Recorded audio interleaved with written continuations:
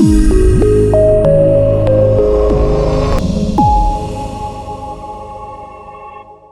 le souci de se conformer aux réformes entreprises dans le secteur de l'enseignement supérieur au Bénin, l'Université d'Abomey-Calavi a initié dans la matinée du mercredi 18 mai 2022 un atelier qui a réuni les responsables des unités de formation et de recherche. Présidé par le recteur, professeur Félicien Avlessi, cet atelier vise à faire des propositions pour la prise d'arrêtés ministériels en vue de l'application des 2 décrets signés depuis le 2 mars 2022 et portant création et organisation des écoles doctorales et des chaires dans les universités publiques. Il est normal que nous nous rencontrions pour nous approprier du contenu de ces décrets-là et voir la mise en application au niveau de notre université. C'est ce qui nous réunit ce matin.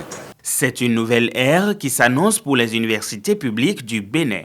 Aujourd'hui, il y avait une structuration à laquelle nous sommes habitués, mais à partir maintenant des 2 décrets qui sont dit, vraiment, il y aura beaucoup de choses qui vont changer. Entre la chaire, les unités de formation, les laboratoires, les écoles doctorales, les diverses nominations, il y a beaucoup de choses qui vont changer. Et tout dépend du rapport que nous allons pondre ici et envoyer maintenant à l'autorité. À cet atelier de réflexion a été associé le ministère de l'Enseignement supérieur et de la Recherche scientifique. Ce matin, nous sommes venus signer avec eux sur d'abord d'une part l'appropriation du contenu de ces décrets et d'autre part avec eux étudier les différents tests d'application qui peuvent découler de ces décrets et permettre une compréhension aisée des réformes au niveau de l'enseignement supérieur.